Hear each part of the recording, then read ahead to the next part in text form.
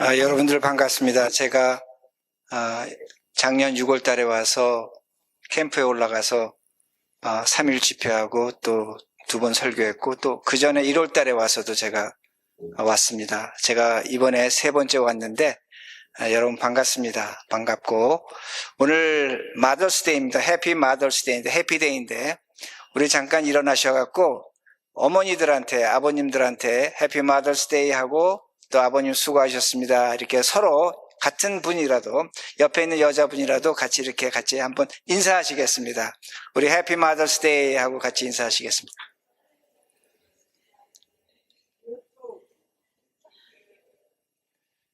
예, 감사합니다. 자, 우리 기도하시고 말씀 듣겠습니다. 하나님 감사합니다. 우리는 사람입니다. 죄가 많습니다. 욕심과 탐욕의 덩어리고 하나님 앞에 설 때마다 우리의 죄된 것들이 하나씩 보이기 시작합니다. 하나님의 말씀을 들고선 저도 마찬가지입니다. 죄인입니다. 그러게 하나님께서 우리의 죄를 가려 주시고 성령께서 오늘도 살아계신 하나님을 통해서 비천한 죄인을 통해서 말씀하십니다. 하나님의 음성으로 들려줄 수 있도록 성령께서 역사하시고 우리의 마음을 움직이시고 그 말씀을 듣고 우리의 생각과 삶이 변할 수 있도록 인도하여 주시옵소서. 간절히 바라옵고 예수님 이름으로 기도합니다. 아멘. 예, 오늘 말씀의 제목은 넓은 문과 좁은 문이 됩니다. 아마 여러분들은 신앙생활 하시면서 이 말씀을 많이 들으셨을 것입니다. 우리는 넓은 문을 어떻게 생각하냐면 하나님을 믿지 않는 사람들, 멸망의 문으로 그렇게 해석을 합니다. 동시에 좁은 문은 우리 예수 믿는 사람들 또한 구원의 문, 생명의 문으로 그렇게 해석을 합니다. 그런데 이렇게 성경을 단순하게 해석하면 하나님을 오해합니다. 본문을 오해합니다. 더 나아가서 우리의 신앙이, 믿음이, 삶이 잘못된 방향으로 갈 수 있다는 겁니다. 그러기에 오늘 제가 마태복음 7장 13절 말씀 제가 읽고 헬라어 문법은 어떻게 설명하고 있는가로 해석하겠습니다. 7장 13절이 있습니다. 좁은 문으로 들어가라. 멸망으로 인도하는 문은 크고 그 길이 넓어 그리로 들어가는 자가 많고 이렇게 말씀합니다. 여기서 넓은 문이 나오는데 헬라어 문법으로 보면 인도하는, 들어가는 동사형입니다. 동사형인데 헬라어 문법으로는 진행형입니다. 분사형입니다. 이 말씀을 제가 어떻게 해석할 수 있냐면, 의역할 수 있냐면 영어로도 한글로도 되지 않습니다. 의미적으로만 해석할 수 있습니다. 넓은 문이 있는데 그 넓은 문이 있는데 그 넓은 문에 있는 사람들에게는 그 문이 어떤 문이 되냐면 점점 넓어지는 문입니다.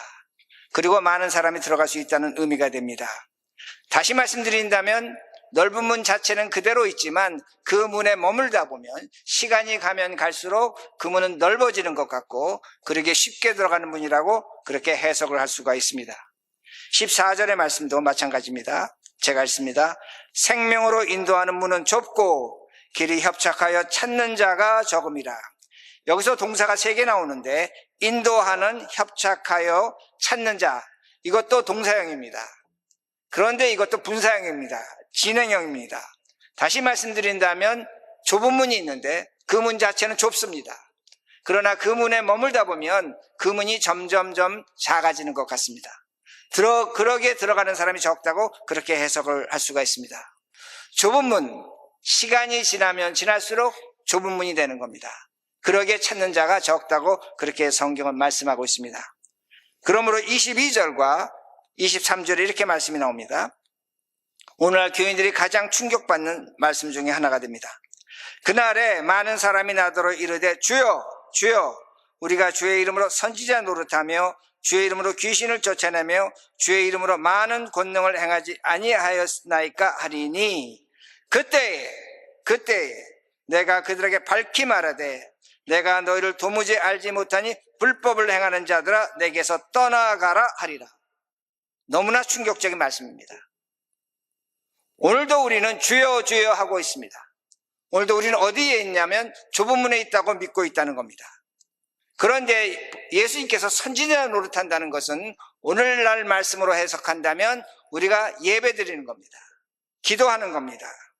그리고 귀신을 내어 쫓는다는 것은 당시에 어렵고 힘든 사람을 도와주고 사랑하는 그런 의미가 됩니다. 오늘도 우리는 누군가 사랑하고 이웃을 위해 헌신하고 있다는 겁니다. 하나님의 이름으로 권능을 행한다는 것은 오늘날 우리들이 전도하는 겁니다. 선교하는 겁니다. 구제하는 겁니다. 우리가 이런 일을 하고 있는데 예수님께서 뭐라고 우리에게 말씀하실 수 있냐면 너희가 하는 일들이 불법이 될 수 있다는 겁니다. 잘못된 일이 될 수 있다고 그렇게 말씀하고 있습니다. 그리고 21절입니다. 예수님께서 이렇게 말씀하십니다. 나더러 주여 주여 하는 자마다 다 천국에 들어갈 것이 아니요 다만 하늘에 계신 내 아버지의 뜻대로 행하는 자라야 들어가리라. 우리 교인들은 이 말씀이 나오면 바로 어떤 생각을 하냐면 그래 내가 하나님 말씀대로 살아야 돼. 그러면 내가 천국 갈 수 있어. 그러기에 하나님 말씀대로 산다는 게 뭐냐고 우리는 묻는다면 어떤 생각을 하냐면 그래 주일날 가서 예배 드려야 되고 11조 해야 되고 선교 헌금해야 되고 구제하고 봉사하고 충성하고 헌신하면 우리는 하나님의 나라에 들어갈 수 있다고 그렇게 생각합니다. 그런데 제가 이미 22절과 23절의 말씀을 드렸습니다. 주여 주여 하는 자들 불법이 될 수 있다고 분명히 성경은 예수님께서 말씀하고 있다는 겁니다. 그러면 도대체 우리가 어떻게 예수를 믿어야 되는가 합니다. 어떻게 하면 하늘나라에 들어갈 수 있는가 합니다. 그것이 17절에서 20절입니다. 이와 같이 좋은 나무마다 아름다운 열매를 맺고 못된 나무가 나쁜 열매를 맺나니 좋은 나무가 나쁜 열매를 맺을 수 없고 못된 나무가 아름다운 열매를 맺을 수 없느니라. 아름다운 열매를 맺지 아니하는 나무마다 찍혀 불에 던지우니라. 아름다운 열매를 맺지 아니하는 마다 찍혀 불에 던지느라. 이러므로 그들의 열매로 그들을 알리라. 성경은 간단하게 말씀하고 있습니다. 하나님의 말씀대로 하나님의 뜻대로 살려면 아름다운 열매를 맺으라는 겁니다. 그러면 아름다운 열매가 무엇인가입니다. 예수님이 우리에게 요구하신 아름다운 열매는 무엇인가입니다. 간단합니다. 그러나 가장 어려운 열매입니다. 우리가 죄에서 회개해서 언어와 인격과 삶의 내용이 변하는 겁니다. 한국 교인들에는 이게 익숙하지 않습니다. 우리들이 맺을 아름다운 열매라는 것은 무엇이냐면 우리가 죄에서 회개해서 우리의 언어와 인격과 생각과 삶이 변하는 것이라는 겁니다. 이걸 성경 갈라디아 5장에서는 제가 지난번 캠프 가서도 말씀드렸지만 성령의 열매라고 말씀하고 있습니다. 더 제가 쉽게 말씀드린다면 우린 예수 그리스도의 은혜로 구원받고 장차 하늘나라 가서 하나님 만날 때까지 이 땅에서 우리가 이루어야 될 신학적 명제는 뭐냐면 성화입니다. 거룩해지라는 겁니다. 달라지라는 겁니다. 네 인격과 네 삶과 네 언어가 변화라는 겁니다. 이걸 아름다운 열매라고 성경은 말씀하고 있습니다. 우리가 달라져야 합니다. 그런데 우리는 이것을 가볍게 여깁니다. 제가 여러분에게 질문합니다. 인격이 달라지는 것이 쉽습니까? 예배 드리는 것이 쉽습니까? 방언하는 것이 쉽습니까? 여러분의 생각이 달라지는 것이 쉽습니까? 무엇이 쉬운가입니다. 방언이 쉽습니다. 부부싸움 하고 와서도 예배 드릴 수 있습니다. 그러나 내 언어와 내 태도와 내 삶의 제사가 변하는 건 정말로 어려운 일이라는 겁니다. 성경도 이걸 가르쳐 줍니다. 창세기 4장에 보면 가인과 아벨이 나와서 하나님께 제사를 드립니다. 가인은 농사를 졌고 그 농사 진 걸 하나님께 제물로 드렸습니다. 아벨은 양을 쳤습니다. 양의 첫 새끼와 기름으로 하나님께 제물을 드렸습니다. 우린 성경을 어떻게 해석하냐면 제사 제물이 정성스러웠다는 겁니다. 아벨의 제물이 정성스러워서 하나님께서 그 제사를 받으셨다고 그렇게 성경을 해석합니다. 제가 이 자리에서 분명히 말씀드립니다. 잘못된 해석입니다. 굉장히 위험한 해석이라는 겁니다. 제가 왜 이렇게 말씀을 드릴 수 있냐면 히브리 성경, 구약 성경을 해석할 때는 이름의 순서와 단어의 순서가 굉장히 중요합니다. 왜냐하면 하나님께서는 처음에 말씀하신 하나님입니다. 처음에는 글자가 없었습니다. 그저 말씀, 오랄 트래디션, 성경 말씀 하나님께서 말씀해 주시면 그 말을 사람들이 전했습니다.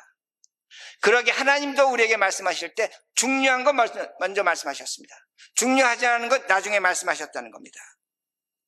그러기에 우리가 성경을 해석할 때 이름의 순서나 단어의 순서가 굉장히 중요하다는 것을 여러분이 기억하셔야 됩니다.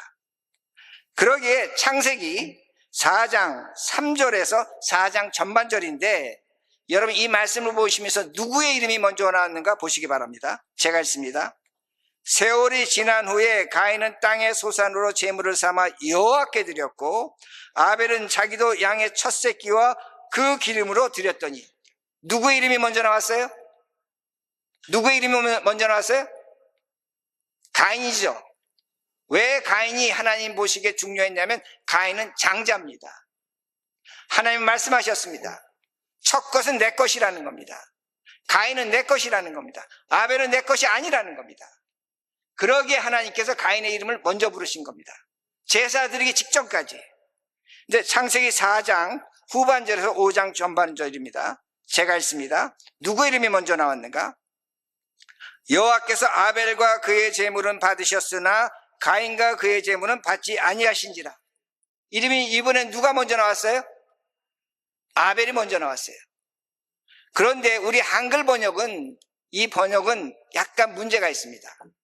그러게 제가 영어 번역을 읽어드릴 텐데 여러분 영어 번역을 성경에서 자막에서 보실 텐데 잘 보시기 바랍니다. NIV 번역입니다. The Lord looked with favor on Abel and his offering. 구분이 되죠? 하나님께서 뭘 먼저 보셨습니까? 뭘 좋게 보셨습니까? 아벨을 먼저 보셨습니다. And his offering입니다. 그리고 그의 제물을 보셨다는 겁니다. 그리고 카인은 이렇게 보셨습니다. But on Cain and his offering, he did not look with favor. 하나님이 누구를 먼저 보셨어요? 뭘 먼저 보셨어요? 사람을 보셨어요. 가인을 보셨어요. And his offering입니다. 뭘 성경이 얘기하고 있습니까? 하나님은 사람을 보시고 그리고 제물을 보신다는 겁니다. 왜 그러신가입니다. 왜 이름의 순서가 뒤바뀌었는가입니다. 가인과 아벨은 아담의 후손입니다. 죄인입니다. 하나님 앞에 설 때에 그들의 언어와 생각과 삶의 자세가 변한 사람이 그 드린 제물, 그걸 하나님께서 보시고 받으시는 겁니다. 사람이 변한 후에 그 제물을 받으신다는 겁니다. 그러게 이름이 뒤바뀌는 겁니다. 오늘도 마찬가지입니다. 여러분이 예배드립니다. 기도합니다. 헌금합니다. 전도합니다. 선교합니다. 중요합니다. 그러나 더 중요한 건 하나님이 보시기를 원하시는 건 무엇이냐면 여러분의 인격과 삶의 내용이 얼마나 변해 있는가입니다. 하나님은 사람을 보시고 and his offering입니다. 기억하시라는 겁니다. 이런 순서를 지키지 못한 사람들이 신약 성경에 나옵니다. 바리새인들입니다. 예수님께서 분명히 말씀하셨어요. 너희들은 바리새인들의 의를 본받아라. 그들의 예배, 그들의 제사, 그들의 11조, 그들의 전도, 선교 본받아라. 그런데 그들을 예수님께서 뭐라고 말씀하십니까? 회칠한 무덤이라는 겁니다. 왜 그렇습니까? 변하지 않았습니다. 인간이 변하지 않았다는 겁니다. 생각이 변하지 않았다는 겁니다. 삶의 자세가 변하지 않았다는 겁니다. 그러니까 그들의 제사와 그들의 제물이 헛것이 된 겁니다. 예수님께서 그래서 질책하시는 것입니다. 오늘 예수 그리스도가 우리에게 원하신 건 무엇인가입니다. 다른 것이 아닙니다. 우리의 삶과 인격의 내용이 변하라고 예수님께서 분명하게 뚜렷하게 말씀하십니다. 그런 후에 우리가 예배드리는 것이고, 그런 후에 기도하는 것이고, 그런 후에 11조 하는 것이고, 그런 후에 교회에서 충성봉사한다는 겁니다. 그럼 질문해 봐야 됩니다. 우리는 왜 아름다운 열매를 맺지 못하는가입니다. 왜 이것을 이렇게 힘들어하는가입니다. 이유는 간단합니다. 오늘날 우리들이 극단화되어 가고 있기 때문입니다. 극단적 시대에 살고 있다는 겁니다. 극단적 사고방식에 빠져 있다는 겁니다. 제가 지난번 여름에 3일 집회에 갔을 때 분명하게 뚜렷하게 여러 차례 제가 강조했습니다. 뭘 여러분에게 강조했냐면 성경을 읽으면 뭘 읽는다? 기억 안 나시죠? 성경을 읽으면 책을 읽는다고 말씀드렸습니다. 성경은 하나님의 특별 계시입니다. 좋은 책은 하나님의 일반 은총입니다. 성경과 책을 읽으시라고 분명히 말씀드렸습니다. 그리고 그때도 제가 여러분에게 말씀드렸습니다. 유튜브나 SNS 하시라는 겁니다. 그러나 절제해달라고 그렇게 말씀드렸습니다. 왜 그런가입니다. 왜 오늘날 교회에 많은 문제가 있고 왜 오늘날 교인들 극단적 생각을 하는가입니다. 다른 것이 아닙니다. 오늘날 교인들은 정상적 판단을 죄송하지만 못하고 있다는 겁니다. 그 이유는 극단성에 빠지고 있습니다. 하나님 말씀 성경을 읽는다면 책을 읽어야 되는데 두 가지를 안 하지 않습니다. 그러니까 보편적 사고방식을 잃어버린 겁니다. 합리적 사고방식을 잃은 겁니다. 정상적 판단을 못하게 된다는 겁니다. 오늘도 많은 교인들이 유튜브나 SNS로 시간을 보냅니다. 여러분, 유튜브나 SNS는 그 알고리즘에 의해서 여러분이 좋아하는 것만 보여줍니다. 여러분이 싫어하는 것 안 보여줍니다. 그러다 보니까 좋아하는 것에 빠져 살 수밖에 없다는 겁니다.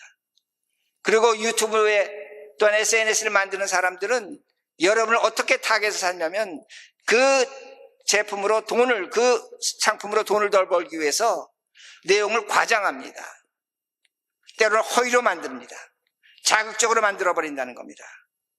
이러다 보니까 우리도 모르게, 나도 모르게 극단적 사고방식을 하고 있다는 겁니다. 내가 좋아하는 것에 쇠뇌가 되어 있기 때문에 나하고 틀린 생각, 나하고 다른 것은 틀렸다고 합니다. 잘못됐다고 한다는 겁니다. 이게 문제라는 겁니다. 그리고 오늘날 교인들은 자신의 생각을, 자신의 뜻을 하나님의 뜻이라고 얘기합니다. 서슴없이 얘기합니다. 그리고 선하다고 얘기합니다. 좋다고 얘기합니다. 하나님이 나에게 이렇게 말씀을 주셨다고 합니다. 제가 목사로서 저는 그 말을 들을 때마다 참으로 놀랍니다. 나는 선이야. 나는 이게 하나님의 뜻이라고 생각해. 여러분이 그 말씀을 하는 순간 어떤 일이 생기냐면 나는 선이라고 할 때 누군가는 악마로 만드는 겁니다. 누구를 악으로 만든다는 겁니다. 그러기에 조심하셔야 된다는 겁니다. 왜 그런가 합니다. 오늘날 우리는 극단적 시대에 살고 있고 극단적 사고방식에 빠져 있다는 겁니다. 그러다 보니까 극단적 사고방식에 빠져 있다 보니까 그 다음 단계가 뭐냐면 나는 선이고 너는 악이라는 그런 말을 하고 있다는 겁니다. 어떤 교인은 저한테 와서 이렇게 얘기합니다. 목사님, 나는 성경도 많이 읽고 책도 많이 읽었습니다. SNS도 절제할 줄 압니다.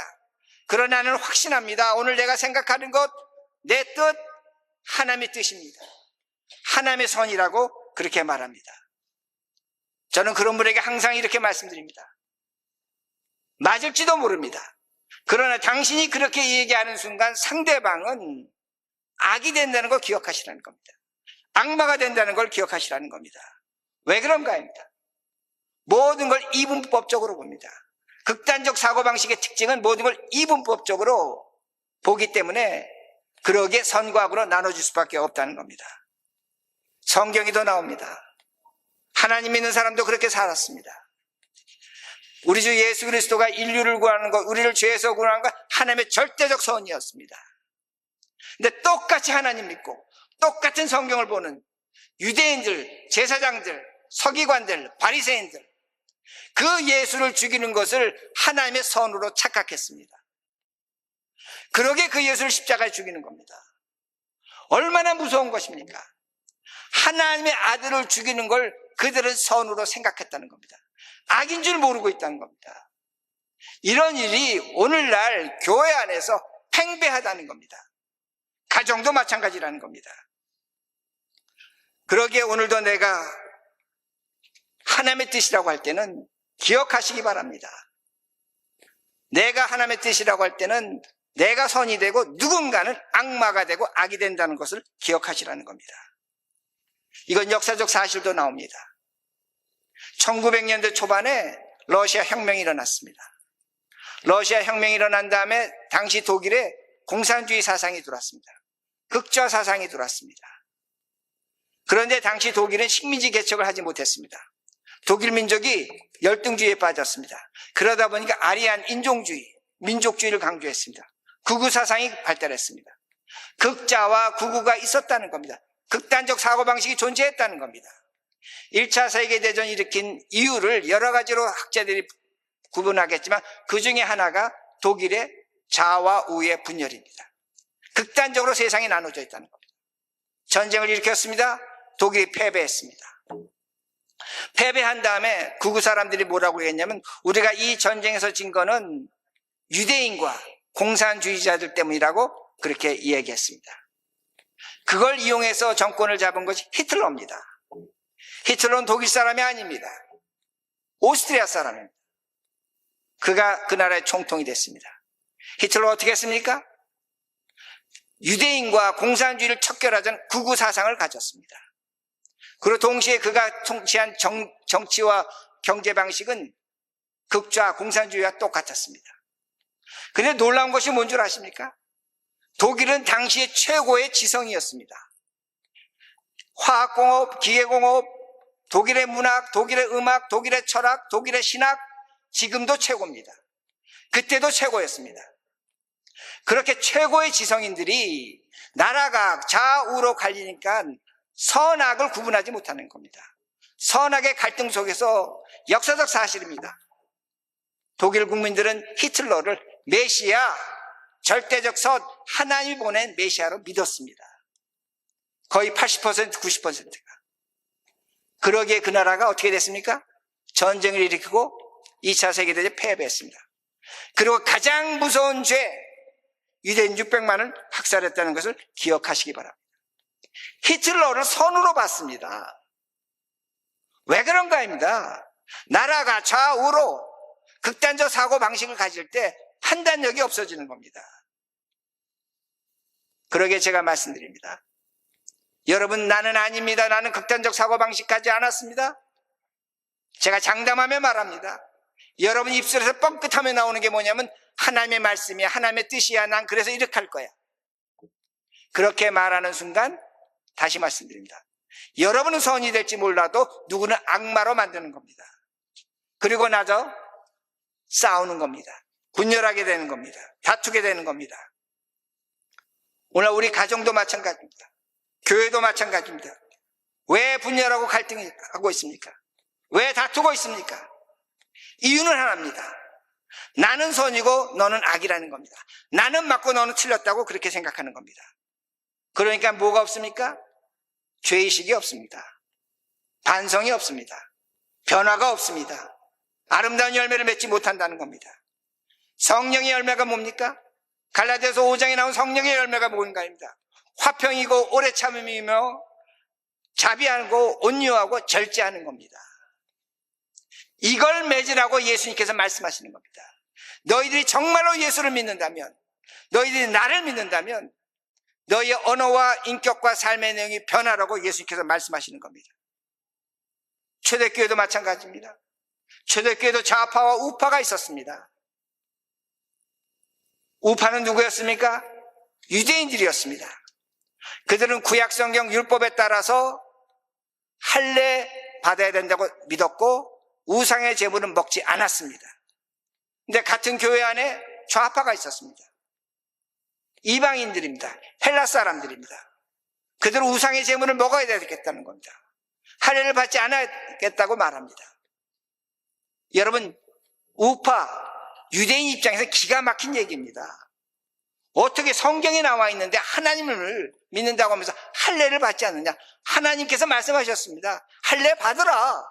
우상의 제물 먹지 말라. 어떻게 했습니까? 초대교회에서 유대인들이, 우파 기독교인들이 양보했습니다. 그래, 우상의 제물을 먹어도 좋다. 할례 받지 않아도 좋다. 교회가 하나 됐습니다. 왜 하나가 됐습니까? 무엇 때문에 하나가 됐습니까? 딱 한 가지 이유입니다. 예수 그리스도 절대적 하나님 때문이라는 겁니다.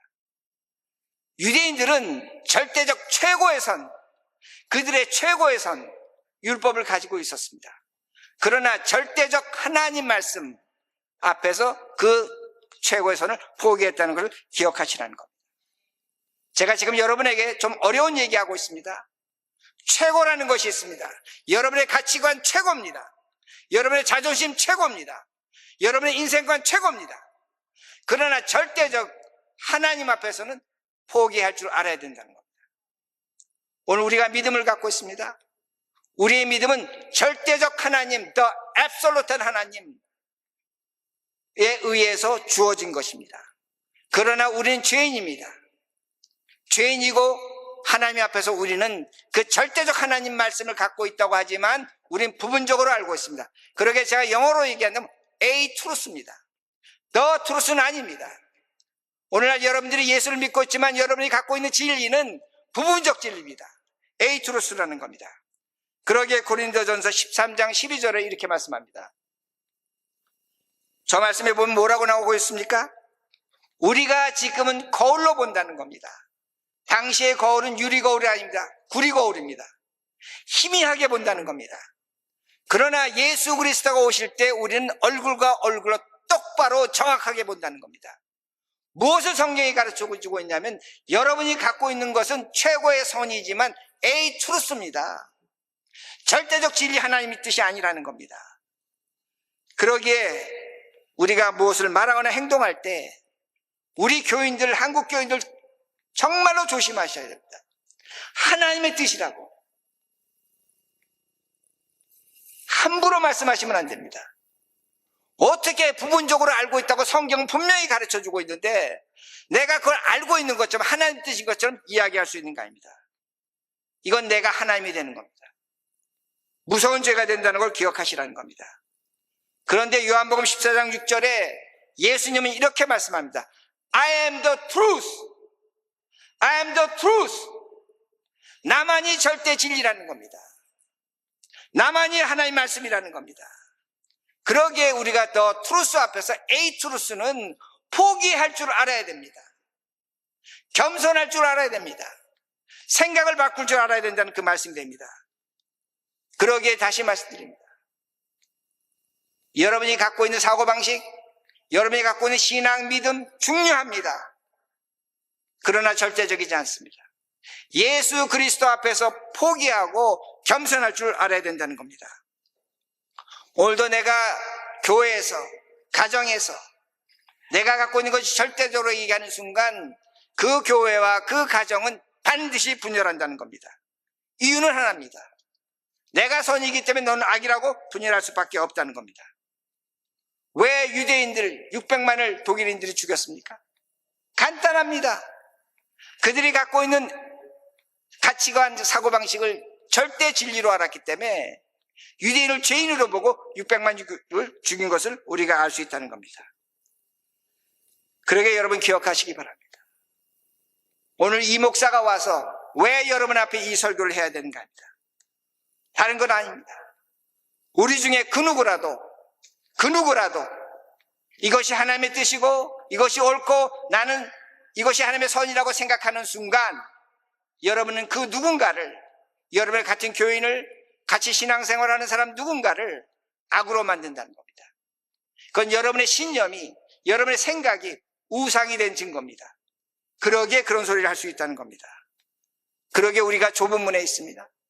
정말로 좁은 문에 있다면 우리는 타인의 악을 보는 것이나 내 안에 나의 악을 보고 내 생각과 삶이 변하는 겁니다. 들으시라는 겁니다. 신앙생활이 뭔가입니다. 다른 것이 아닙니다. 내 안에 악을 보고 잘못을 보고 내가 바뀌는 겁니다. 갈라디아서 6장 1절에 이런 말씀이 있습니다. 너희들이 누군가 잘못한 사람을 봤느냐? 그 사람을 징계하고 똑바로 세우라. 그러나 너도 그 시험에 들까 조심하라고 말씀합니다. 이게 성경 말씀입니다. 너도 시험 받을까 두려워하라는 겁니다. 코네티컷 한인교회는 예수 그리스도가 십자가에서 죽고 부활하심으로 허락하신 믿음의 공동체입니다. 신앙의 공동체입니다. 여러분이 하나님이 되어서는 안 됩니다. 누군가를 악인이요 누군가를 선이로 심판해서는 안 됩니다. 그건 하나님만이 하시는 겁니다. 하나님만이 사람을 심판하십니다. 선인과 악인으로. 그건 하나님의 영역입니다. 우리는 선악을 구분해야 됩니다. 구별해야 됩니다. 영어로 discern입니다. 그 선악을 구분하고 내 잘못을 보고 내가 나를 변화시키는 것. 이것이 예수 믿는 자라는 것을 기억하시라는 겁니다. 제가 말씀을 마칩니다. 여러분이 오늘 예배를 드립니다. 헌금을 합니다. 정말로 이것이 아벨의 제물이 되기를 원하십니까? 정말 하나님께 드려지기를 원합니까? 오늘 우리가 드린 이 예배가 정말로 거룩한 예배가 되기를 원하십니까? 다른 것이 아닙니다. 아멘 하시기 전에 여러분의 생각과 삶이 변하시라는 겁니다. 그래야만 하나님이 받으시는 겁니다. 그래야만 아름다운 열매가 됩니다. 그래야만 우리가 주여 주여 하는 것이 의미가 있고 하나님께서 우리의 음성을 들으실 것입니다. 이렇게 살아가시는 우리 모두가 되기를 간절히 바랍니다. 기도합니다. 자, 여러분 딴 생각하지 마세요. 이 시간에 딴 생각하지 마시고 하나만 생각하세요. 내가 누군가를 악이라고 했는가? 내 안에 악은 보지 못했는가? 내 안에 악을 보고 내 안에 죄를 보고 하나님, 나는 이것을 고치겠습니다. 이렇게 살겠습니다. 라고 다 함께 기도하시겠습니다.